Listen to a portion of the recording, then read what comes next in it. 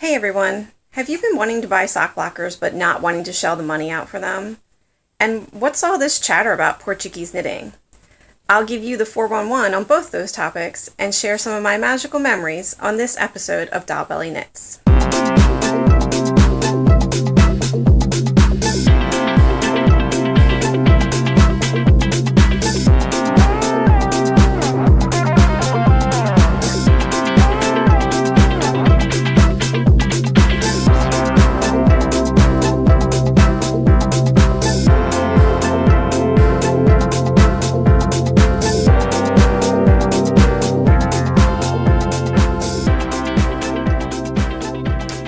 Hi everyone, thanks for joining me on this episode of Doll Belly Knits.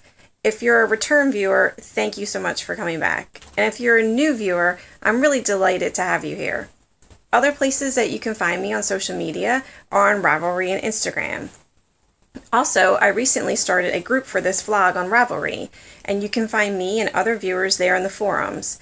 Please stop by and say hello and introduce yourself, and I would love to see some of the crafty objects that you're working on. Last time I talked about a lot of whips that I have deadlines to meet and that I've been working on, but I can cross one of those off my list. My daughter's birthday socks are finally finished, and here they are. This is a variation of the Atlantic Current pattern.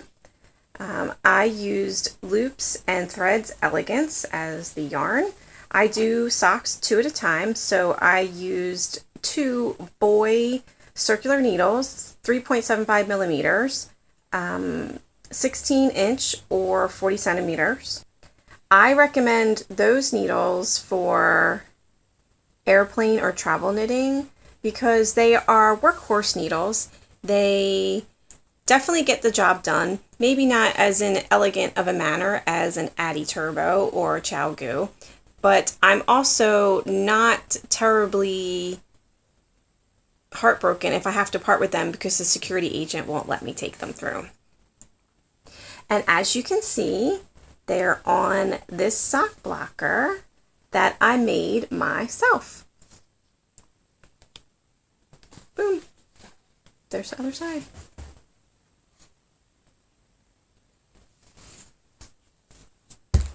Okay, so sock blockers. I've been wanting to get a set of sock blockers because, like everybody else, I want my pictures on Ravelry and Instagram to look awesome. And the only way to really show off the pattern on the sock that you knitted is to put it inside a sock blocker. But I haven't really been wanting to shell out the money for a set of sock blockers when it's something that I'm probably only going to use once a month, if that. So I went to YouTube to see if I could find an answer, because you guys know me. I like to make do with what I have on hand, so I looked for some DIY sock blocker videos, and I found a few that were really good. Most of the ones that I watched, the individuals used plastic placemats to shape their sock blockers.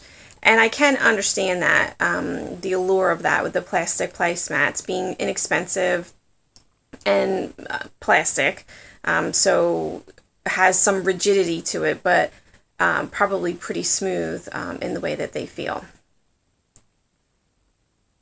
So I don't actually have any placemats like that laying around, and again, I like to make do with what I have on hand. What I do have a lot of is cardboard boxes. And I know probably many of you have your own little pile of cardboard boxes, either from Amazon or somewhere else. At least you'll have them until the recycling guy comes to take them away. So I basically grabbed a cardboard box and my finished sock, and I got on with it. I used what I learned in the YouTube videos to make my own sock blocker. I basically laid the sock flat on top of the cardboard, and then I got a gel pen and I traced around the sock. I left about 1/2 inch around. Then I got to work with a good pair of kitchen shears and started cutting them out. And then I used what probably a lot of you also have on hand, especially if you have young kids is this. It's basically fancy duct tape or plumber's tape. It was a craze not too long ago to take duct tape and cover everything in it, cover school books and make little crafts out of it. So I have quite a few of these rolls laying around. And I basically covered the entire cardboard piece in the duct tape, not only to add more structure to it, but to make it look pretty. I started at the ends of the sock blocker, the top or the cuff and the toes, and I took my time using the technique of cutting little slices into the duct tape so that I could overlay each piece and that it would lay as flat as possible. If you've done any sewing, specifically round items, this is a technique where you make little cuts and then you're able to flatten the piece out, flatten the fabric out, so there's no bumps or bulges in your work. And then after I had the ends done, I just started wrapping around and around. I did have to stop and cut the tape and do some more of the splicing and the layering just so I got the best and flattest product that I could. Now that I'm done, I'm pretty happy with my finished product. It definitely shows off the stitches in the sock and the pattern. As you can see, here's all the slip stitches that stand out and make the pattern pretty and unique, but not terribly complicated. Subtle. And I only made one because I probably will only ever use one. But I did time myself so that I'd be able to tell you how long that it took me. And it took me 30 minutes. So if I had made 2 sock blockers, it would have taken me an hour. That's still less time than it would take you to make the plastic placemat sock blockers because of the fact that you need to allow the Mod Podge or cement glue, whatever adhesive that you're using to put the 2 plastic placemats together. You have to allow that to dry for 24 hours before you can cut out your form. So this is definitely faster and it's definitely cheaper if you already have the items on hand. So I highly recommend that you give it a try if you have been hemming and hawing on trying to get yourself a set of sock blockers because like me, you only want them for photographic purposes. And you're not necessarily in the mood to shell out $20, $30, $40 for the item. I still haven't finished the anniversary knickers yet, but that's okay because I know how people understand that every day with you is a holiday. My funny Valentine. So yeah. But the knickers are what I was using to practice Portuguese knitting with. I was reminded about this technique when I saw a post on Instagram from Nathan, Sockmatician, where he was showing a little demo video of Portuguese knitting.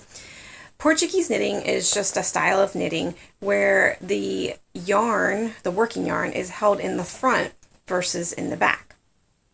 And for me, 2 of the great things about doing this is, number 1, it allows you to relax or take some of the weight off of your right hand. If you are an English or an American knitter like me, most of the weight is held on my right hand, and I do all of the throwing, because I am a thrower, with my right hand. With the Portuguese knitting, you're going to be doing the flicking, because it is flicking, with your left hand. Additionally, it's awesome if you have an extreme number of purls that you have to do. So with the knickers, it's about 95 purls that I have to do on the row. And maybe that's not a lot, but I have to do a purl row every other row. So yes, it is getting to be a lot of purls. Hey, Frankie. So I thought I would give this a try after I saw it again. And basically, what you do is you take the yarn, let me pull my thing here. So I did finish the front. These are the backs, the back side of the knickers. You basically take your yarn and you take your work. Of course, it's not going to be on a purl side. It's going to be over side. But you take it and you throw the string over the back of your neck like this. And then you got your work in front of you like you normally would. But as you can see, got the needles. The yarn is here instead of back here. I took a picture and I will insert it in here, and you can see in the picture that I'm using my thumb and literally just flicking the stitches off. All the weight of the yarn going around the back of your neck is what keeps the tension for the stitches, and then it's easy peasy, lemon squeezy, just flick it off and move the finished stitch from the left to the right. If you would like to see a video on the basic knit and purl, because you can knit and purl using this style, I suggest you check out Stacy from Very Pink Knits, her video on Portuguese knitting. Her videos are always great. So just check that out and you can learn a little bit more about Portuguese knitting and how this might fit in for you and your style. One disclaimer that I would give you about knitting with Portuguese style knitting, you might get a little rug burn or yarn burn if you have the yarn around the back of your neck and you yank on it just a little too quick. Especially the yarn that I was working with for these knickers, the Peyton's sock stretch, because it's wool and cotton and acrylic and a little bit of elastic, I did get a little bit of road rash yanking on that. But every artist must suffer for their art. So speaking of art, this is the part of the show that I like to call Magical Memories. On my way home from traveling, we went through the Philadelphia International Airport, and I was lucky enough to catch an art installation the day before they were getting ready to take it down. So that definitely was good timing, or serendipity, for me to be able to view this beautiful art installation by an artist called Rhonda Cooper. She goes by the name of Marbuffs. And that's actually an acronym for Making Art Real by Unique Freestyle. She has her own website, and I will definitely include that in the show notes. This installation, if you go and you look on the Philadelphia International website, the article written by the airport about the art installation affectionately called her artwork yarn bombing. I really think that this is the next level. When you say yarn bombing to me, I think, oh, somebody has added a piece of crocheted or knitted object has added to an existing structure, either in your town or your village, to make it look pretty, to add a pop of color. This is beyond that. My particular favorite piece in the collection was the guitar. I look at that guitar and I don't just see a guitar. I can hear music. I can picture someone playing it.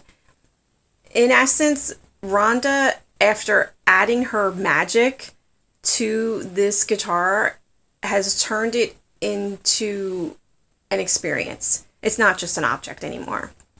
So I was just blown away by the installation. I am so lucky to have been able to see it, and it definitely gave me a little lift in my spirits since I was traveling and tired. So thank you, Rhonda, for sharing your gift with me and with the world, quite literally. I definitely recommend that you check out her website. She has her own website. She's on Instagram, and I will include all those things in the show notes so that you can tab and take a look. So that's it for me for this episode of Doll Belly Knits. I'm going to keep working on my whips that I have a deadline for. In the meantime, and until we meet again, I hope that you take some time for yourself, whether you're working on an existing knitting project or you plan on turning a scrap heap of cardboard into sock blockers. But more than that, I hope that you take time to be in the moment and not miss out on any potential magical memories of your own. I just recently started,